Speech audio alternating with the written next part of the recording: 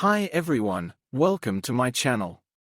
Do you remember not long ago, when a wave of so-called Douyin refugees flocked to Xiaohongshu?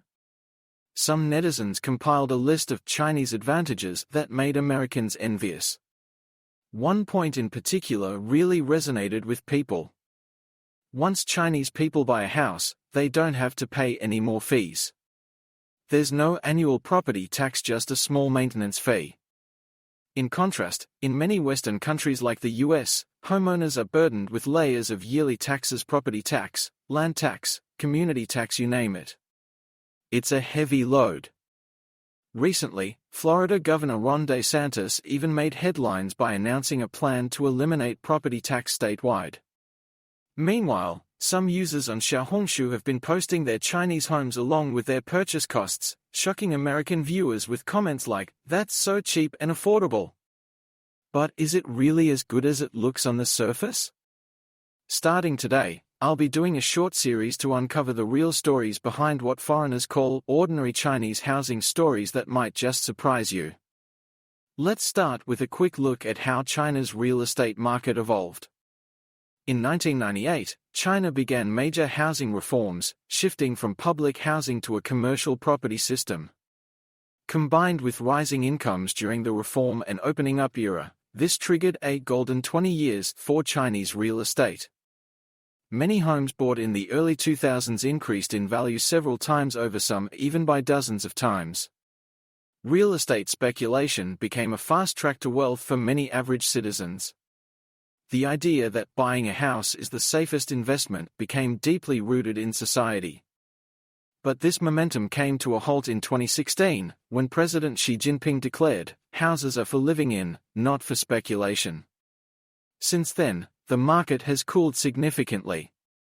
Several major real estate developers ran into massive debt issues and collapsed, marking the end of China's real estate boom.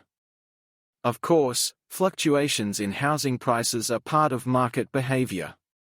Buying property wisely is common sense, so today we're not discussing tragedies caused by mortgage defaults.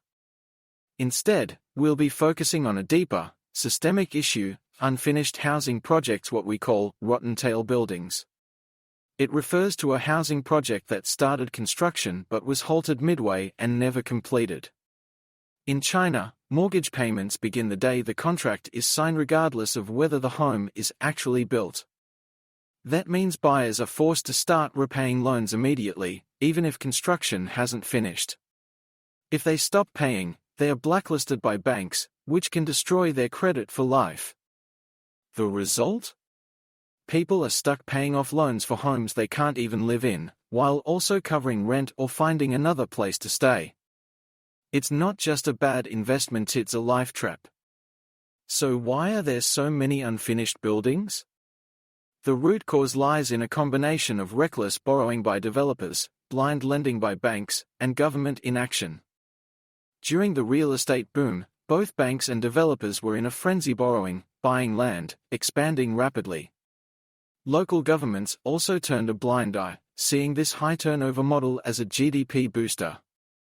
But after housing is for living in became national policy, regulations tightened.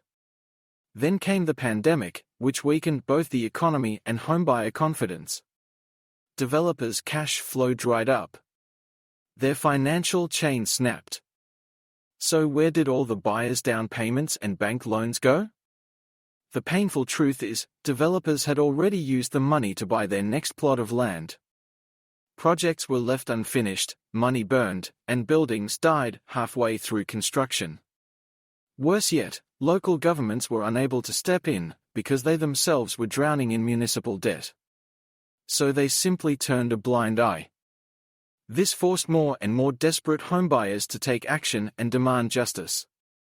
One of the most well-known cases involved a social media couple, Liang and Li Jun.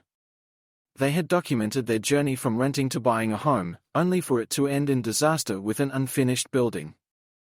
Their fans watched them go from hopeful homeowners to determined activists until their accounts were banned. Eventually, due to their large following, they were quietly bought off with a settlement and have never spoken publicly about the issue since. Other ordinary people weren't so lucky. many were forced to move into unfinished concrete shells without water, electricity, or internet. Some, seeing no way out, even chose to end their lives. And it's not just China. Australia has seen similar issues. In recent years, many Aussie developers have gone bankrupt and fled, leaving house and land package buyers with half-built homes and rising costs. In some cases, developers demanded additional payments due to material price hikes, and when buyers couldn't pay, construction simply stopped. However, Australia's off-the-plan apartment system is more mature. Mortgages only begin after final settlement, and contracts typically include a sunset clause, a legal deadline for delivery. If the developer fails to meet it, the buyer can cancel the contract. There's no pre-loan burden like in China. That's it for today's episode. In the coming videos, I'll continue diving into the realities of China's housing market. If you're interested in this topic, don't forget to like, comment, and share. I'll see you next time.